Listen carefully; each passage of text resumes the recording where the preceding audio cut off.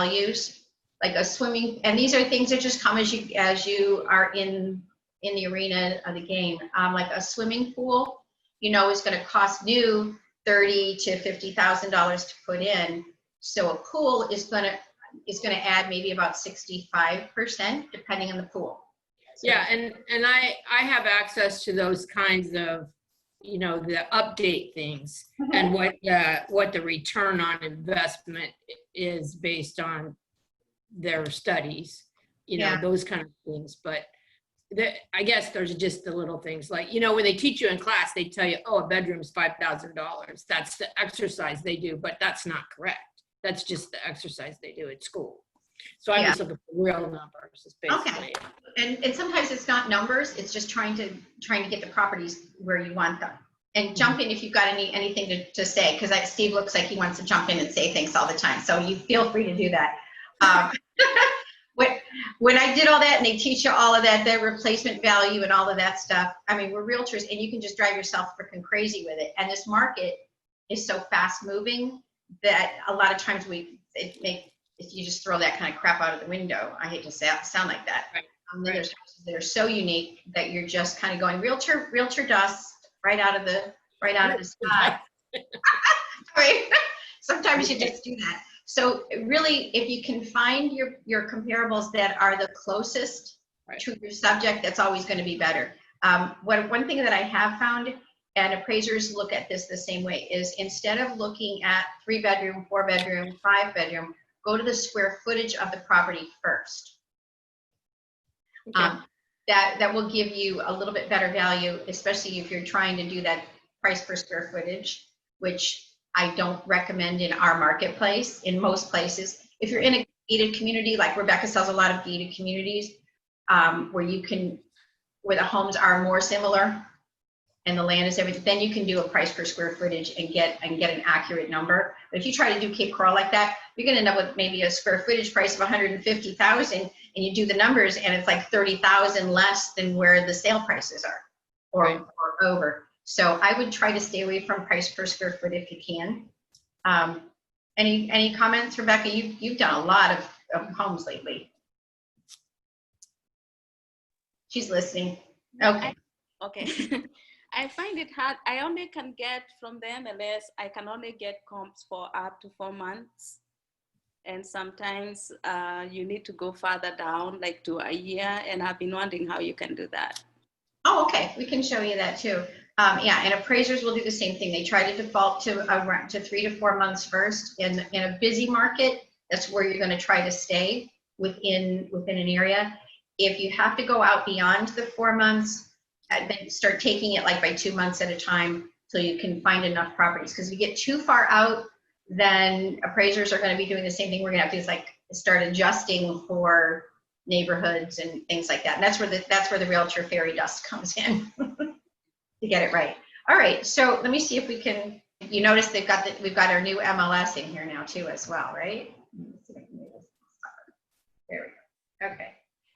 Everybody knows how to get into MLS, right? Okay. What I did, when you want to do your first thing, you're going to pull up your property. Now you can do it from 2 places. You can do it from Lee County, PA, right? Or LIPA, or you can go in through the search and do the public records. Have you guys found one that you like one better than the other? Or do you use mostly LIPA? I use LIPA. Public record. Okay, yeah, that you get a photo with that. The kind of interesting part about the public record is you do a search the same way that you would your MLS. So it's a little easier to find sometimes. So you could just type in a name, or you could just type in an address to get that. You can do it that way. LIPA is over here. Everybody knows how to do. Does everybody know how to do LIPA? We're all good with that. The house we're going to do is in Cape Coral, because Cape Coral is just easier to do when you're trying to do this easily. And it's actually one of our agents' houses. So we've got the property. You go into the parcel details, and oh, I love this. Okay. So you at least get, oh, that's a lovely photo. If you've never seen the house, and you're trying to do your CMA from here, that sucks, right? You have no idea what it looks like. That's where sometimes if you go back into your tax roll from MLS, or another really good way to do this is also search by the address of the property. I always do it from the front page. I keep my little search button, my little search box over here, because it's the fastest way to get to any kind of information when you get a call. So if it's ever been sold through MLS, you're going to be able to get all the information that you need. So I'm just typing in the basic part of the address, and I've got the sold information right away. So when I get here, I've got the most up-to-date information. I can look at all of the inside photos that they have of the house. So if I've not seen a house, I can get a really good idea of amenities, upgrades on the flooring, and all of that. This is assuming that you've had your initial conversation with your customer and you've asked them those questions. You know, when did you buy your house? What have you done since you moved in? Because I'm looking at tile floors in here. Maybe they pulled it up and they put new tile in, or they ripped the kitchen apart and they hired Candy and Troy to redo their whole entire kitchen. Just in case anybody needs it, Troy and Candy are always looking for little extra side jobs. But this gives me the price that they paid, when they bought it. So I can get a lot of really good information from the MLS. So I would always try to go here first. And then maybe that'll help you when you're starting to look at values and stuff, Candy. So I know, you know, it's a 3-bedroom plus a den, 2-bedroom, what the year built, this, and I can get this really quickly. Again, I've got LIPA, which gave me that big overview. So I've got the idea of what the county, of what the neighborhood looks like. I can see there's houses around it. It sits on an oversized corner. So I'm gathering lots of information that I'm going to be able to use when I start doing my analysis of the property. So you come back to there, you can print this out, save it, do all that. Everybody knows you can open multiple tabs in MLS. Yeah? Did you know that, Rebecca? Oh, okay. Yeah, so right now, like I'm in here on this. If I wanted to keep this on my screen, but I wanted to go look for something else, I would just go to what I wanted to do next, right mouse it, and I can open it in a new window or a new tab. So instead of having to print everything up or keep PDFs and everything, you can just keep all your little tabs open and go back and forth while you're looking in there, which works really super, super nice. So say I wanted to leave that there. I wanted to start my search. Come on. Okay. So I open it up. Hopefully that's the right. So there's my little search. So I want to start and try to find the comparable properties. And Rebecca was talking about it going down to 120 days. I'm looking for actives, pendings with contingencies, pending, and closed. At this point, I don't care about terminated. I don't care about expired. I don't care about withdrawn. I want to make sure I can find properties. If I can't find any properties, then you start looking to see what's going on in the neighborhood. You know, why properties are expiring and that kind of thing. It automatically defaults to 120, but you can change that any way you want. Like if I wanted to go back a year, all I'm going to do is just delete that number and I can put in 365 and it'll change. If the market is really tight and you don't want to go back 120 days, you can go back to 60 days and see what's happening. And in some neighborhoods you might need to when you get your numbers out there. So I'd start with the 120, see where it goes.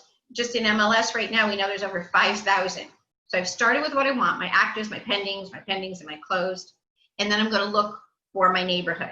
That can be tricky too. If you're in Cape Coral, you could do a zip code. If you're in Fort Myers, you could do a specific development and community, which is where I would start first. You know, if you're in a specific subdivision like Cypress Lake Country Club Estates, try to put that in first, because that's going to give you a big picture of what's happening in the community. We're not looking at apples to apples right now. We're just looking in the community, in the neighborhood. Cape Coral, again, we can narrow it down. Zip code is going to be too big, right? So I'm going to go and find the geo area that they have. And I've looked in my tax rolls, so it's telling me that it's in unit 52. So I'm going to look for the geo area in Cape Coral that has unit 52 in it. Surprise, surprise, it's right here, CC42. Whoop, whoop. So from 5,000 plus properties, it immediately took me down to 367. because this is Cape Coral, most of the neighborhoods in Cape Coral are single family, so I didn't automatically select single family. But if you're in a mixed area where there's different types of things like villas and condos, then definitely select single family. You'll notice the number did not change at all. Stayed at 367. Way too freaking many houses. So the first thing that I kind of look at besides square footage, I look at the age of the home. Different decades have different types of architecture on the outside, and that has a lot to do with desirability. I usually try to stay in a 5-year window. So like this house in our tax roll that we're looking at, and without switching windows, this house was built in 2007. So I'm going to kind of go back to I'm going to go to my year built, and I'm going to check, and I'm going to do 2005 through 2010. And that immediately cut it down to 123. My goal is to get maybe to 10 or 12 if I can do that. So I've got that. Now I'm going to start putting in, instead of the 3-bedroom plus the den, I'm going to put in the living area and see what happens. If you don't get the right number, then you can go back into your bedrooms. So the house, our subject property, is under air, and that's what we're using in the living area. It's 1976. So they say to go down about 10 to 15%. So I'm going to go down to 1800. That's keeping us in the same kind of a footprint, and I'm going to go up to 2000 right now. I'm going to stay a little bit less on the high end. As you start getting into 2100 square feet, you're in a totally different floor plan.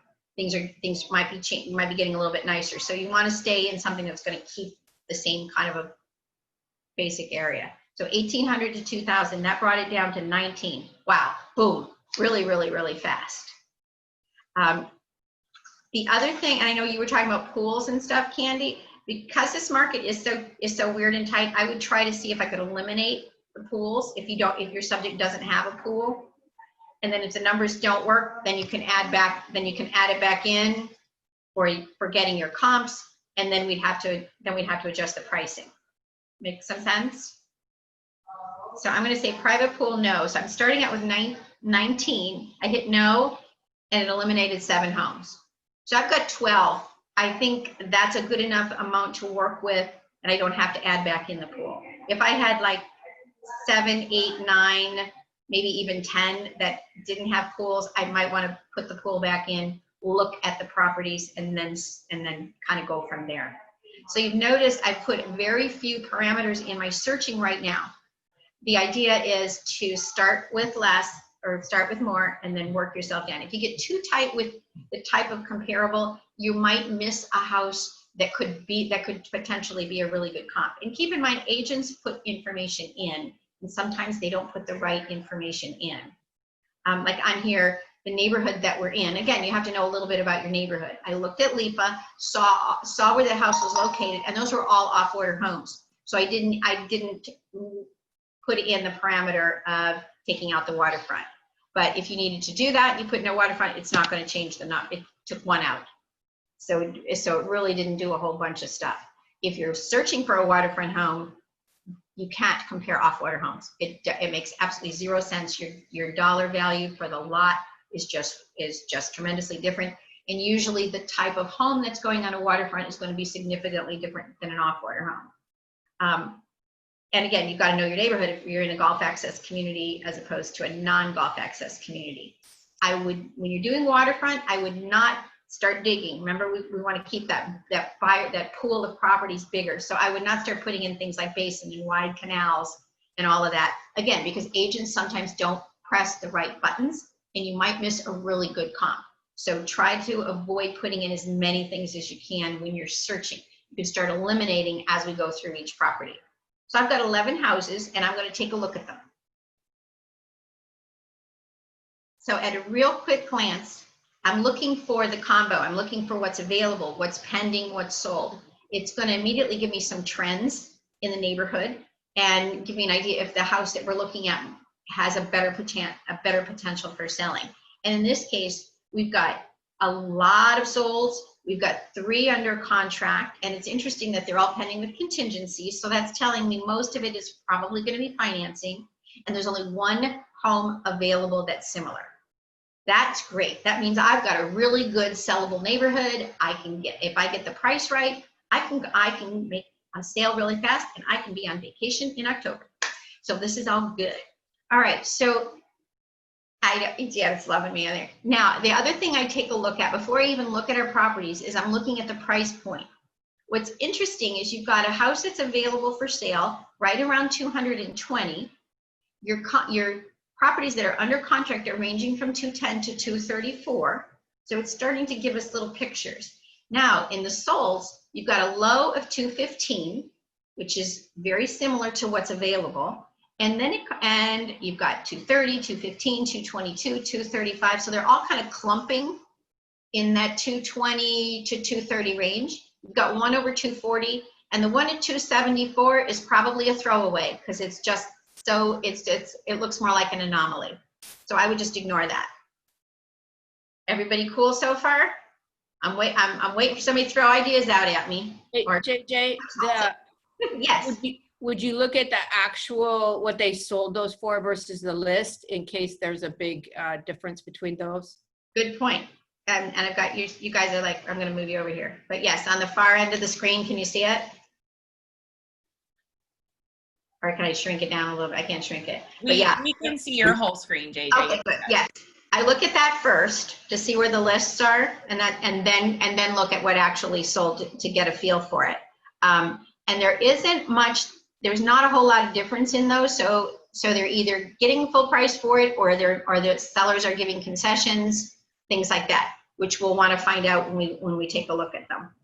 I'm going to move. Can I pop in real quick? Yes. So a point for today's class, and then we also have the one on Thursday. So what JJ's looking at today is a very like typical Cape Coral home, something that you'll easily be able to find comps on. And where you guys are asking about the sold price versus what it was listed at, we're not seeing a big difference, because if you've been out showing homes lately, you'll notice like this price range in the market right now, the homes aren't even lasting 24 to 48 hours before they're under contract. So people are, thankfully, great for them. They're getting what they've listed it for, if not more. But on Thursday, if this is kind of like very obvious to you, on Thursday, we're going to cover stuff that doesn't sell as easy, is in weird price ranges, and isn't your typical Cape Coral home. So just keep that in mind when you're looking at the sold versus the list prices. That'll help clear up some of that realtor dust I was talking about. More magic dust. Yeah, magic dust. But I mean, you're right. The market is so crazy stupid that you could, if you price it really well, your property is going to sell. Keep in mind, it's really supply and demand. It's not appreciation of value for these homes. So when you're talking to your sellers in the presentation, that's the kind of stuff you have to talk about. Yeah, they're flying off the shelf, so there aren't a lot of homes there. That's what's pushing the price up. We still have to be careful with the properties coming in at appraised value, because we're in that point where the buyers are willing to pay more, the sellers are willing to sell for higher, obviously, and then the appraiser comes in and bursts that whole bubble down. We just actually closed a house in Marina Bay this past week. The appraisal came in at $5,000 less than the sale price, and the seller was unwilling to move the price down to the appraised value because the market is so crazy. The buyer wanted that house enough, they stroked a check for $5,000 extra. So there's always that possibility. And well, Joanna's been showing houses in this price point, and she knows that sometimes that's what buyers are having to do now, is not take the concessions and come up with the money instead, so that they can get the house that they want. But a lot of that is going to be counseling with your seller in your presentation, as well as your buyers when you're working with buyers. All right, so I'm not going to look at the active right now. I want to look at the solds and kind of get a feel for what's out there. So what is sold in the last 120 days? And this one sold in June, and we're already in August. So some of these, as we're looking, we're also looking for trends in price point, because we went back 120 days. I'm probably going to give more weight to those that sold in the last 30 to 60 days, if I can. Also, JJ, it's September. Oh yeah, September 1st. Yes, it is September birthday month for all of you lovely Virgo people who are born in September. That would be Janet at the front desk. Her birthday is the 14th, so make sure you put that on your calendar, right, Janet? 14th? 14th. Yes, and JJ's is Saturday. Yeah, so you can send me an email. Happy birthday, me. Okay. Next year is the big one. Okay, so the nice part about this is I can look at my price point. It's sold at $214.9 and it's sold, listed at $214.9, sold at $210. That's really cool, right? That's within our percentages. I look at the property information to see how it stacks up against my property. So the first few words, if you want a fenced yard, does my comp have a fenced yard? A fence adds about $1,000 to value because that's where the property appraisers actually puts in and it increases your property taxes. I don't know if you're aware of that. That's why a lot of a lot of fencing companies, you'll get an invoice for $999.99 because you don't have to report it to the property appraiser. If it goes over 1,000, then the property appraiser automatically increases the value of your property. Good when you sell, bad when you're selling, when you're paying taxes, right? So take a look at, we take a look at that. So I may or may not be adding anything for the fence, depending on what the fence looks like.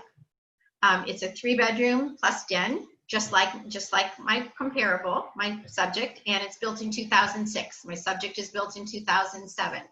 So I think this is really good. It's a little smaller. It's 1,800. We're looking at 976.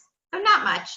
I also like to look at all the pictures, and it gives you also really good ideas when you're showing these to your sellers. You can talk about staging and what they need to do.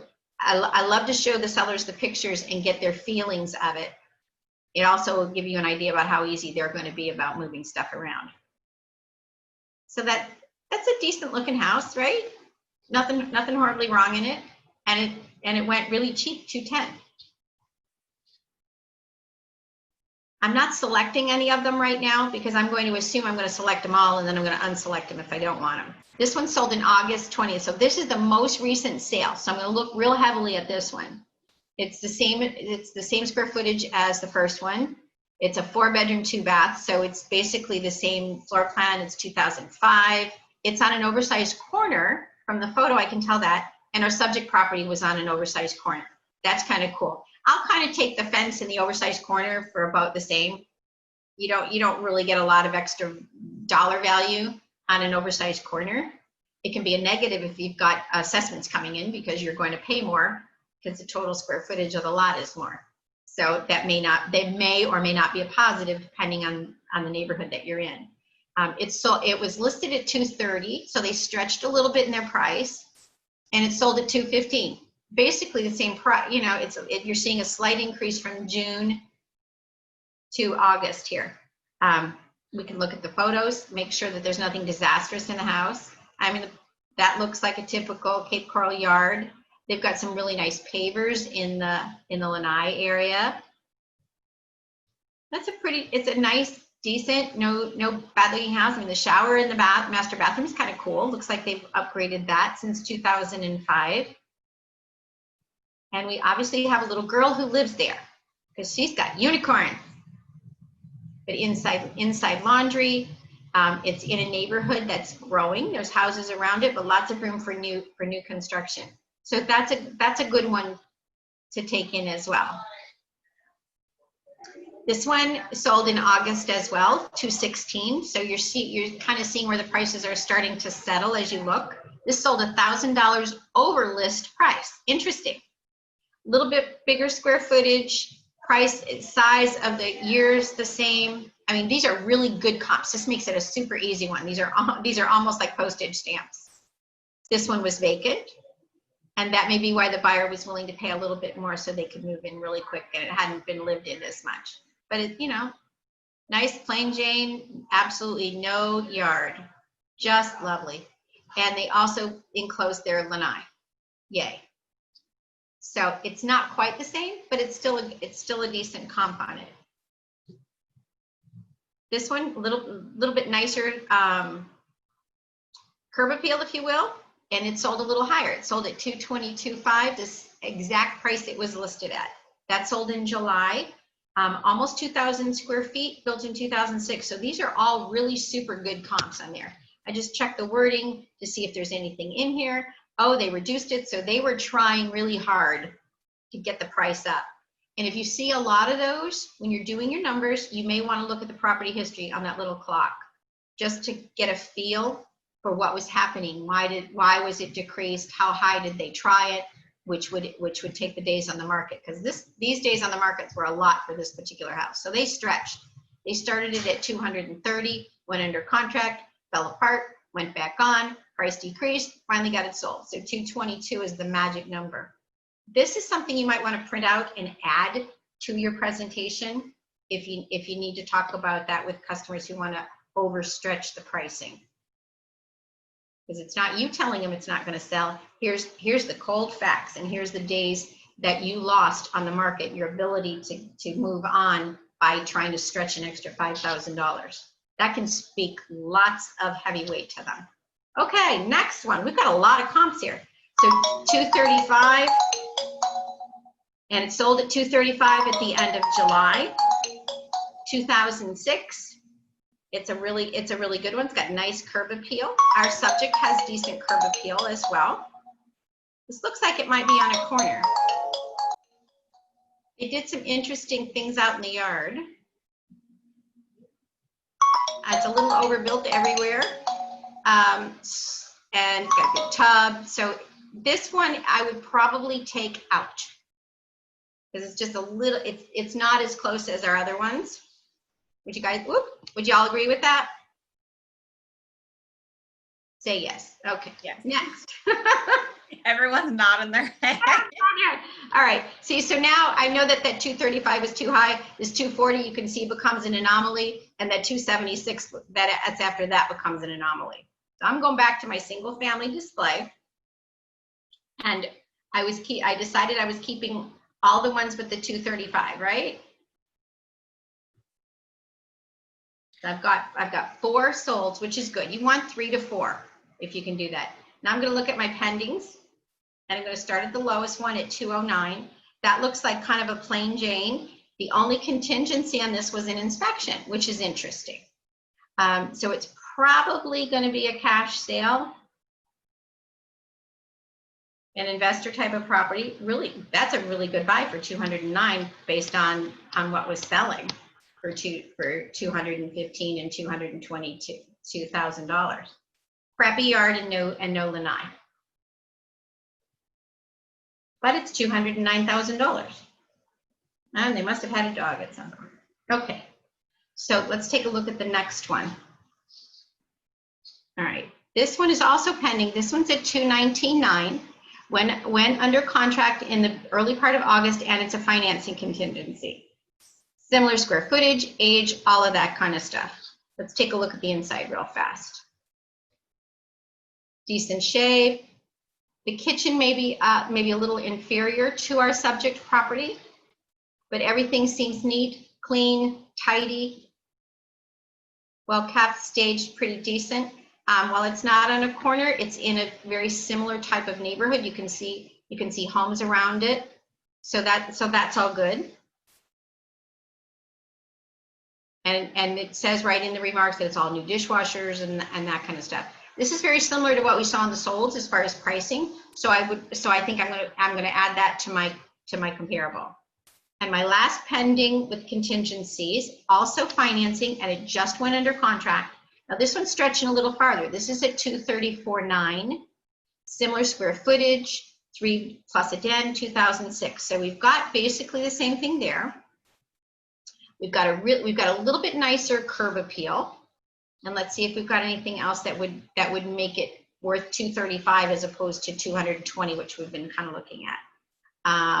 Looks like they did some unique things with the wall in here. Is that a fireplace? A little fireplace insert kind of thing, which, yeah, I don't know if that's a plus or not, but I probably would not give it value for a real fireplace. There'd be no dollars to that. A normal fireplace in Florida, you can add anywhere from $200 to $3,500, depending on what they do. Everybody loves their fireplaces. Okay. JJ, can you real quick speak to like design additions like that, things that are weird, people who have accent walls, not just paint, but I'm seeing a lot of people going crazy with backsplash or adding like these wood panels, things like that. Would you give those addition or no? Depending on what they did to the home, and that's a really good question. Too many of our customers watch HGTV and DIY too much. If you're doing small things that are like the glass backsplashes in the kitchen, those are nice sellable features. They're going to make the home look more sellable, but I don't know if there's got a real dollar value to it. So I think that's kind of neutral. Same thing with paint. If you have some nice neutral decorative colors throughout, you can leave that as a price neutral. If they do something really strange, like paint their living room bright red, that you might want to take a couple of dollars off for some red paint, or recommend the seller that they paint it. This kind of wall is very unique, so I'm going to call it a sellable feature, if you will. I think because the house doesn't have furniture in there, it looks weird.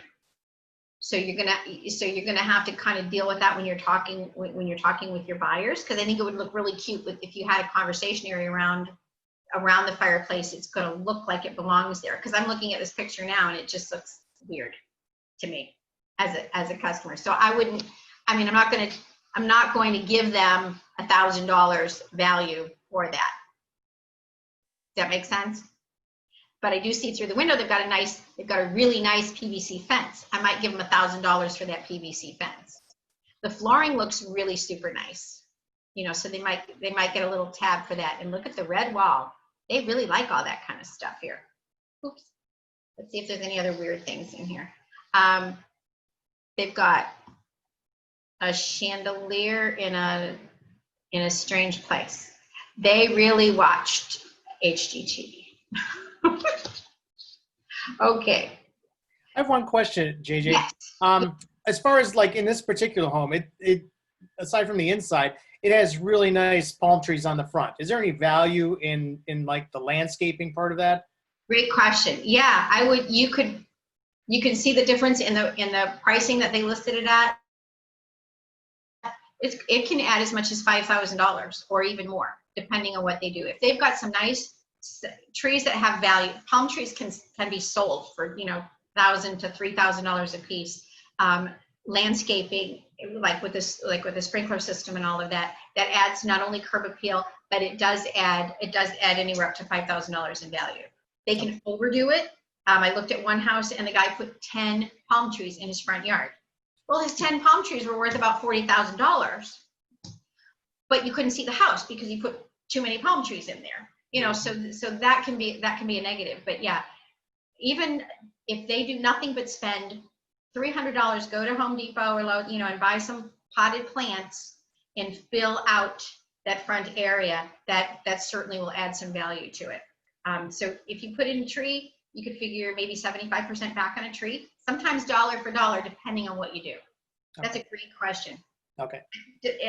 Now, it's been a long time since I've been a realtor in Illinois. So do you have the same kind of a treatment to the value? Sometimes it depends on, like, again, it's like what type of landscaping. Is it too much landscaping? Sometimes that, hurts it too, where it's like a lot of maintenance versus something that's just decorative and nice. So, yeah. Exactly. Yeah. This is Florida. So people looking at houses in Florida really don't want to see Southwestern cactus. So yeah, that's a good conversation you can have as well with them. That's a super question. These people have obviously paid a lot of attention to HGTV. They redid their bathrooms, and I love the raised sinks, but the blue wall is just kind of like, ugh, for me. Mm-hmm. They obviously are extremely proud of it. You can add more value for the bathrooms because they've upgraded the bathrooms. Paint is paint. So you can do that. The kitchen, it looks like it's a normal, updated kitchen, which is great when we sell it. But nothing outstanding as far as value other than we talked about the fence, the landscaping. They put a patio with a portable spa on. I don't think I would really give a significant amount of money to that spa because it can be moved. A couple $100 maybe, right? It's more of a a problem than it is. They always sell them as is because they always leak. You can't move them Yeah, either. in this price range, I'm seeing a lot of people saying that I'm seeing a lot of them with portable hot tubs, and they're saying, oh, it'll stay with a full price offer, otherwise it's going. So sometimes if you're pulling comps and you're seeing those, it's important to read the remarks before you even think about adding or taking it away, because it might not even be doing anything for the value, and it could be a good comp for you regardless of whether you have a hot tub or not. And a lot of people are just saying it goes with the property as is. It's not part of inspection, so it might not even be working. And we're seeing a lot of that lately. Yeah. I think basically, I mean, so this price of $234.9 that they priced it, I think they priced it fair, but it's not going to work for what we want to do for our comps. So I'm not going to include that in there. So as I've gone through there now, I've got one pending that I picked out. Yeah, I'm just going to leave the one at $219.9. The $209 is going. I'm arbitrarily doing that as the realtor. That seems to be a little too low for what we're seeing in the trending. I threw out the high ones at $240, $274. I'm going to throw out the $209 right now, and keep that. I'm going to keep it in the back of my mind, because if I get to the house and it doesn't look like those pictures anymore, and it looks like a dog, just like a dog lives there, and the owners just moved out. I might want to bring in that 209 and say, hey, here's what we need to do with your pricing. There's only one available, and that's now I'm going to really take a look at that and give some real strong consideration. Why is this house for sale at $219,000 when we've got all of these other recent sales? What's wrong with this house? It's been active since September of 2019. That's telling me immediately something goofy is going on with this house. When everything's selling within 35 to 45 days, what's wrong with this house? So I'm not even going to look at the pictures. I'm going to look at the property history. Aha, look at all of that. There's something weird going on with that house. Because it was started out at 209, then it went to 214, 219. It's all kind of crazy with the pricing. So something's either tremendously wrong with this house, or people aren't letting them in to go see it. Something's goofy in here. Let's look at, so I'm just going to take a quick glance at the property. The photos look nice. I don't know if the people are living there like that, or if when they actually go show it, it gets all crazy.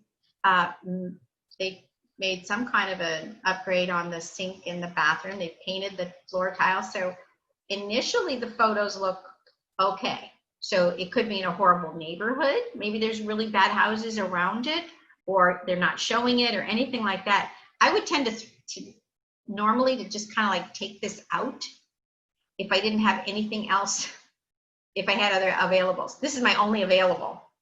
So I'm going to leave it in there, but I'm going to talk a lot about it. Why is it weird? I might even take the time and call the listing agent and ask them about this house, because it's weird that it would be on the market for almost a year.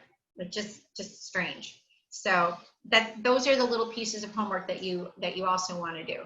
So I've got my basics there. Oh, I'm going to leave that in there. Put that in there. The $219.9 is the price point is where we wanted to end up being. It looks like that's where we're going to be settling, is somewhere between $215 and maybe $225 based on where the market is going. We're going to talk about some other things when we do that on Thursday too, because you can do CMAs through RPR. You can use Remine. There's other CMA programs that you can use as well.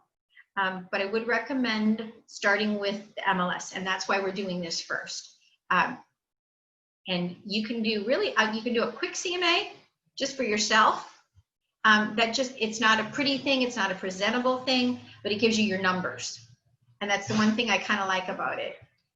It's confirming what I was talking about.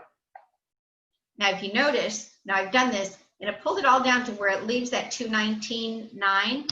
If I want to make my, let me go back.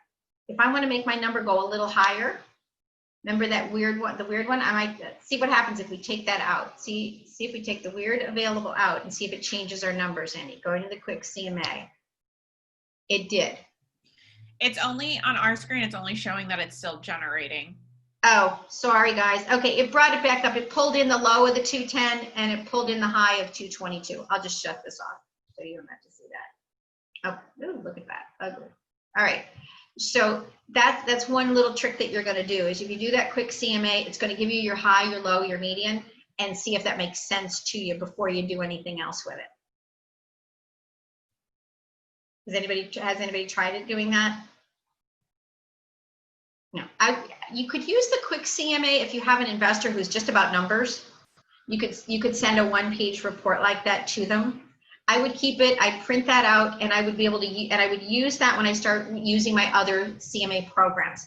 I always recommend that you do a CMA, or comparative market analysis, with at least 2 programs so that you have a much better comprehensive idea of what's going on, and you may even want to use 2 analyses with your customers when you meet with them. I think that just kind of makes some sense because they've been on Zillow, right?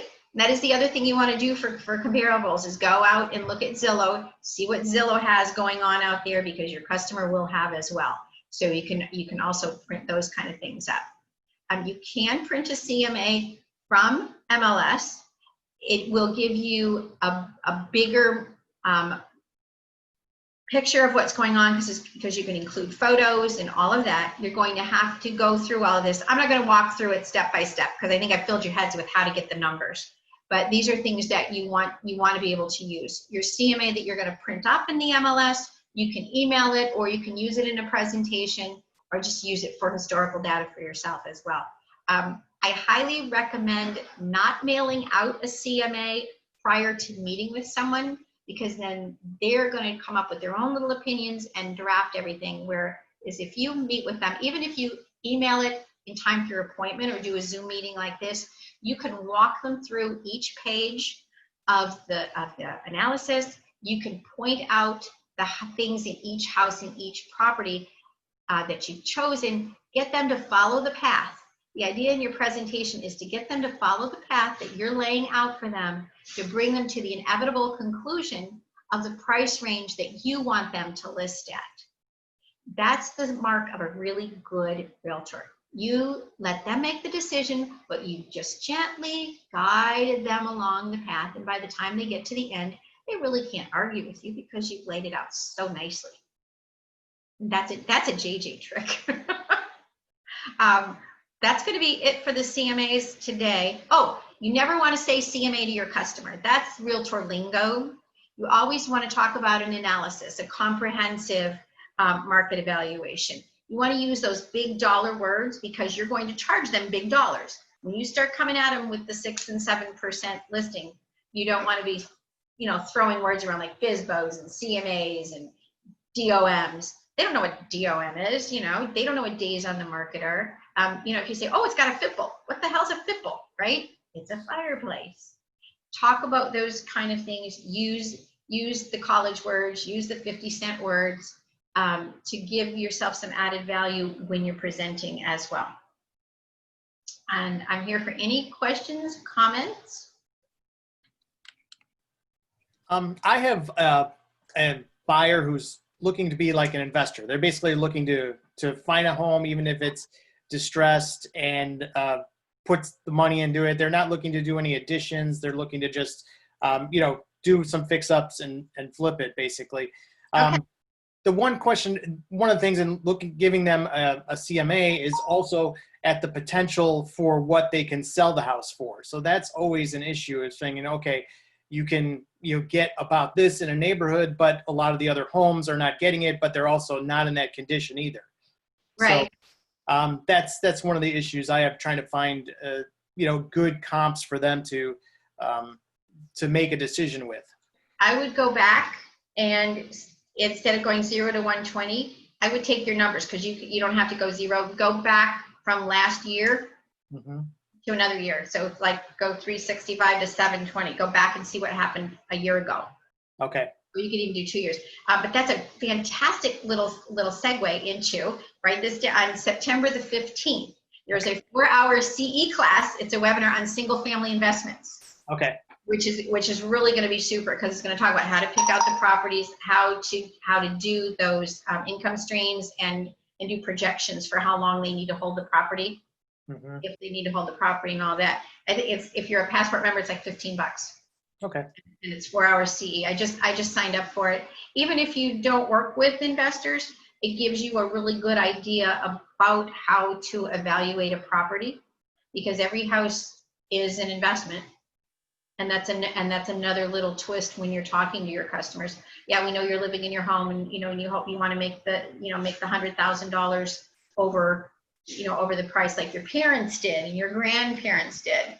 The market is different now, and you can start showing them. In this case, the house that we just looked at, and I was really surprised. The house is worth what they paid for it 2 years ago, which is really weird in Cape Coral. So it's just, and that I think is a result of so many homes going on the market in that neighborhood that causes the market to kind of flatten out. Mm-hmm. If you got too much activity in the marketplace, then everybody's like, oh my God, what's wrong with this neighborhood? Why are things selling? So that can put a little damper on the value as well. Okay. And as far as having like your distressed homes and trying to price those out, I think Thursday's class will help you a lot, because that's going to be for oddball homes and oddball situations. Okay. So that you can go further back. On Thursday, we're going to cover, like I said, the oddball situations, or, we've seen, especially like our girls out on Bukilia, they have issues trying to price out stilt homes.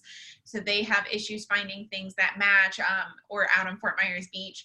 So we've got a whole bunch of worksheets that do math calculations for you for appreciation of properties, so that you can go further back. You can pull properties that look a lot more like something you might be listing, and it'll calculate the appreciation of price for you. It'll do CMAs with 40 different properties, and then kind of numb the number down. So it'll take the properties that are older and give them less weight. Properties that are newer, give them more weight. It's got all kinds of sheets of calculations for you guys. That we're also going to cover a little bit of Remine and RPR, because they will allow you to plug in if it doesn't have the same bedroom bathroom, and it'll calculate that price for you, which is what Troy and Candy were talking about earlier. Just simple things like bedroom bathrooms. They'll help you apply for this particular area that you're looking in what those things are valued at. So that's going to help you with your trickier properties. And today is basically just how to go about, JJ taught us how you're going to go about finding the right values, what ranges you should use, what your concepts are for looking for the CMAs, which helps a lot. You need to start there before you start getting into the trickier details of it. So there you go. And everything that we've been teaching you is all free. We are all about value packed stuff. And there's enough tools out there if you search that you don't have to spend a lot of money on. And Thursday, everything is going to be free for you. Yes. So yes, our favorite 4-letter word that begins with the letter F, free. So without further ado, you have a wonderful day. Just text us if you need us, or stop by in the office, wear your mask, and we'll all get through this together. Have a great day. And as the famous phrase, peace out.